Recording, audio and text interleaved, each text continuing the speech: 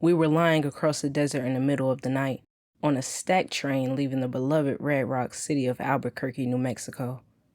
The sky was a blanket of stars, the cool desert air whipping past us as we barreled down the tracks. I was the conductor, Sam, and beside me was my engineer, John. Our job was routine, yet the isolation of the desert at night always carried an eerie sense of foreboding. As we approached a well-used foot crossing, I noticed shadows moving on the trail. I squinted into the darkness and felt my stomach drop. "John, hit the lights," I ordered. The powerful beam cut through the night, revealing 4 kids standing between the rails, just 1 car length away, and we were hurtling towards them at 70 miles per hour. 3 of them scattered immediately, but 1 boy, with the red bike in front of him, froze in a blinding light. He couldn't have been more than 10 years old. "Stand up, John," I yelled, my voice tinged with panic. John stood to see over the nose of the train. The boy was now just 10 feet in front of us. I pulled the emergency brake with all my might. We skidded to a stop about 3,000 feet later, my heart pounding in my chest as I turned to John. "Did you see that?" "Yeah," he replied, his face pale. "I saw the kids." I quickly reported the accident to the dispatcher and the oncoming train. As I prepared to inspect the train, the local police arrived. Officer Daniels, a burly man with a stern demeanor, stepped out of his squad car. "Evening," he said. "Need a lift back there?" "Thanks, but I need to inspect the train," I replied, declining the ride. As I started walking back along the tracks, the signal technician, Tom, drove up alongside the train. "Where did it happen?" he asked urgently. "Next to the intermediate signal, under the overpass. You can't miss it," I answered. Tom drove ahead, and a few minutes later, he radioed back. "I've got a body in the weeds, but it's a half-mile behind where you said you saw the kids." A cold shiver ran down my spine. "Is it one of the kids?"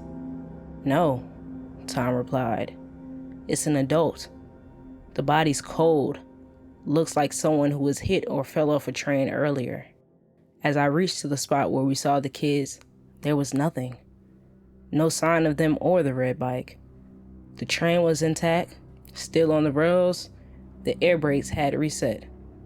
Confused, I walked back to talk with Officer Daniels.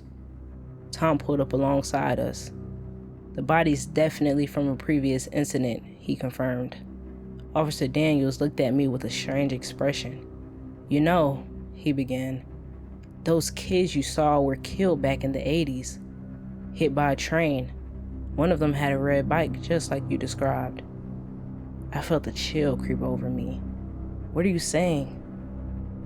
"People have reported seeing them before," Daniels continued. "Ghosts. They may appear and then they vanish, but we've got real bodies to worry about too. This area sees constant fatalities." I stood there, speechless. The reality of what he was saying slowly sank in. Had we seen ghosts? And whose body was lying in the weeds? Before I could respond, my radio crackled. "Sam, you need to come back to the train," John's voice said. "We're ready to move."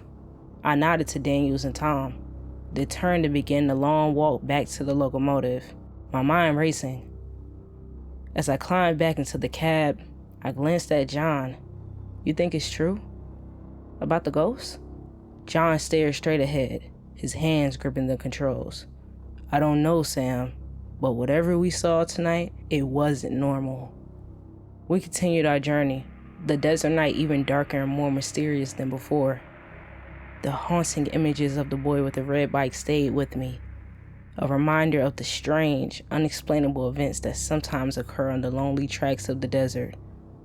The next few days were a blur of routine work, but the incident never left my mind. Then one night, I received a call from Officer Daniels. They had identified the body found in the weeds. It was a drifter who had likely fallen from a previous train. As I hung up the phone, I couldn't shake the feeling that this wasn't the end. The haunting on the tracks had left a mark, an unresolved mystery that lingered like the chill of a desert night. And as for those ghostly kids, I have a feeling their story isn't over. Not by a long shot.